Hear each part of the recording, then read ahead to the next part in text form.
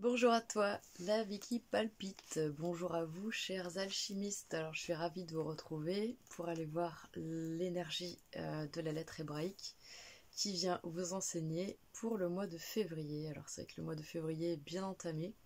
Et comme je disais, du coup, on a eu cette nouvelle lune aux alentours du 14 février, nouvelle lune en Verseau. Et donc, cette pleine lune qui va arriver le 24, je crois. Donc, voilà, je suis très contente parce que voilà, moi j'adore le j'adore le signe du Verseau. Donc je trouve que c'était jusqu'à maintenant depuis le 14 agréable cette nouvelle lunaison.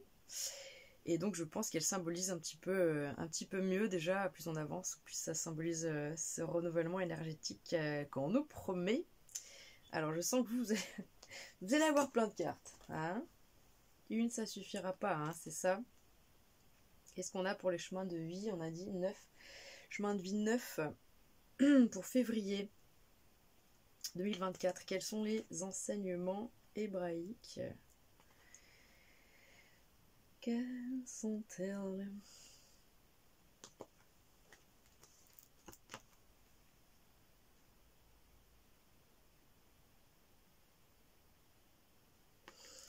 Donc on a notre première ici, et ensuite pour le chemin de vie 9.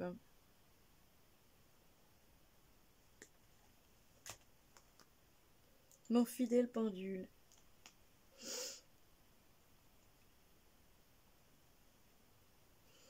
Très très bien, j'espère qu'en tout cas oui, vous allez bien, que vous avez été content, que vous avez ressenti aussi fort que moi et aussi fort que mes quelques amis Capricorne la sortie de Pluton de notre signe. J'espère que vous avez fêté ça aussi. Non, parce que c'est sûr que quand on l'a dans son thème depuis 16 ans, et bah oui, forcément, c'est sûr qu'on attendait juste que ça, quoi, qui se barre. Ah, grand maître! Oh, grand maître Pluton, te fâche pas, hein?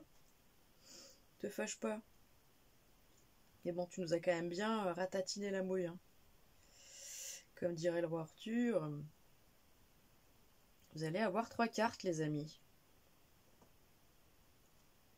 Bah ouais. Vous en avez 3.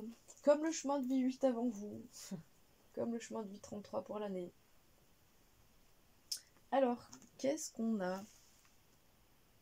Vous avez 2 finales en plus et vous avez le même. Wow, ça va être chaud. C'est puissant. Alors, je pense que il faut que je dise celle-ci en premier, je pense. Alors, très bien. Allons-y. Donc vous, pour votre année, vous aviez eu donc le Aleph, donc le 1 qui dit... le 1, c'est cette information qui est partout, comment dire, qui contient tout le champ des possibles en fait. D'accord? C'est toutes ses capacités, il y a tout en fait dans le 1. Le Aleph contient toutes les autres. D'accord? Donc vous aviez ça, une sorte de potentiel infini incroyable, et vous aviez le Dalet, donc il parle du ventre de la maman dans lequel se passe toute la gestation en fait. D'accord? C'est-à-dire qu'il y a déjà eu l'histoire du l'ensemencement, le 1. Donc le spermatozoïde qui vient féconder l'ovule, ce fameux 2, d'accord? Donc du 1 plus du 2 naissent le 3, c'est-à-dire bien un fœtus. Et comme ensuite je passe sur cette métaphore un petit peu de l'arbre pour mieux comprendre, c'est-à-dire que l'œuf et l'ovule ont formé donc une graine qui a poussé. Et donc du coup cette graine est en train de développer elle-même des fleurs. Elle est en fleurs, donc du coup là on est sur le 3. Le 3, c'est la fleur quelque part, d'accord? Et le 4, qu'est-ce qu'il dit? Le 4, il dit, bien oui, d'accord, la fleur ensuite va perdre ses pétales, elle va se transformer, elle va encore changer de forme pour donner un nouveau fruit, d'accord? Et donc le 4, c'est ce qui permet ce passage du 3 au 4, les vrais fruits. Donc ce passage des fleurs qui sont en train de se faner à 4, le fruit, donc qui sera mûr et qui va tomber quand ce sera le moment.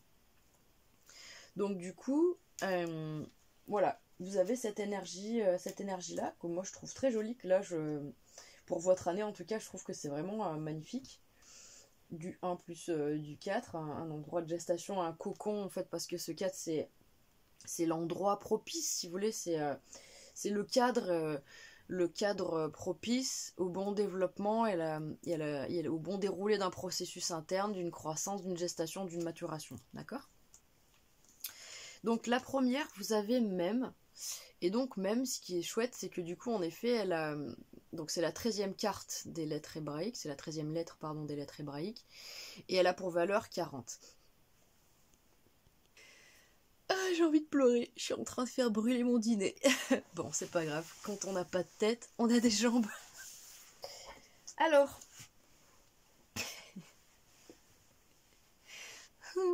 j'ai senti une petite odeur de brûlé, j'ai dit oh non, pas mon dîner. Donc, c'est pas grave.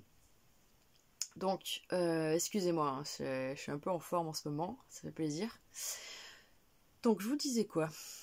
Que voilà, que donc du coup, vous avez donc déjà cette histoire d'énergie de 4, donc du Dalet, et que là, je vous disais que même, qui est cette 13e carte, 1 plus 3 égale 4, elle a pour valeur pas 4, puisque c'est le Dalet, hein, qui a la valeur 4, mais là, elle a la valeur 40. Donc voilà, 1 plus 3, ça fait 4. Quand on a fait comme ça une association de deux chiffres dans les lettres hébraïques, on a juste à coller un 0 derrière, donc ça nous fait 40. Et ce sera sa valeur, sa vibration. Donc on reste toujours dans un 4, on reste toujours dans cette dimension du ventre, protecteur, sécurisé, sécurisant, qui a toutes les ressources en lui pour pouvoir permettre que tout grandisse, que tout se déploie, voilà. Donc du coup, même, si vous voulez, ce que j'ai retenu de même, du coup c'est une des lettres mères de l'alphabet hébraïque, tout comme Shin, que vous avez, on est d'accord? Non, c'est pas vous. Non, c'était pas vous, pardon. Vous n'avez pas eu Shin. Donc les lettres majeures sont Shin, c'est le feu, quelque part, le principe masculin actif, qui serait de l'ordre de, voilà, quelque chose de mouvement et d'informateur. Le même, donc du coup, qui lui serait plutôt associé au principe féminin et à ce fameux ventre, à cette fameuse matrice en fait, hein, qui contient énormément pareil de réserves, de choses qui vont permettre le développement d'eux.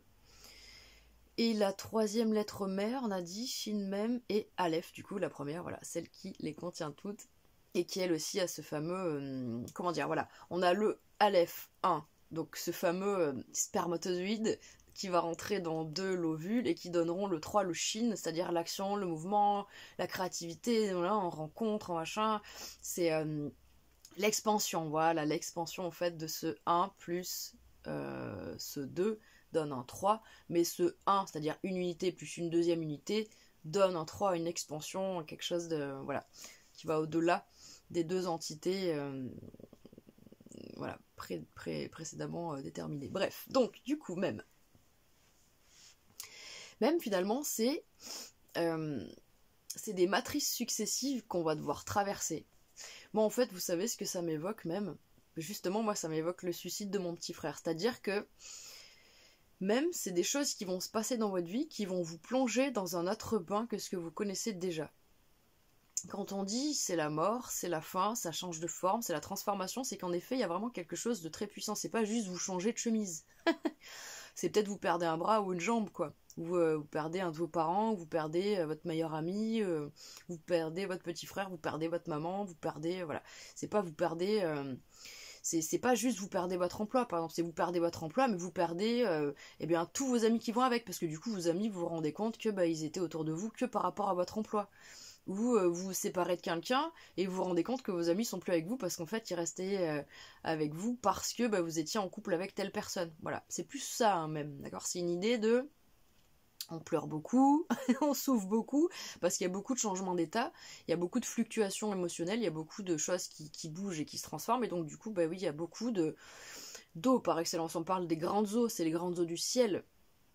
Mais c'est les grandes eaux de nos yeux aussi, par expérience. C'est vraiment beaucoup d'évacuation par des larmes. Voilà, alors, comment dire?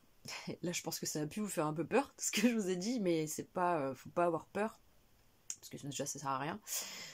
Mais c'est que du coup, c'est pour le mieux. C'est-à-dire que ces changements-là, ces étapes successives, elles sont vraiment nécessaires comment dire, pour aboutir à la meilleure version de vous-même, pour aboutir à la meilleure concrétisation et manifestation dans votre vie, il faut que vous passiez par, par même, qui est ce ventre, qui est cette gestation qui va faire de vous un nouvel être, tout simplement.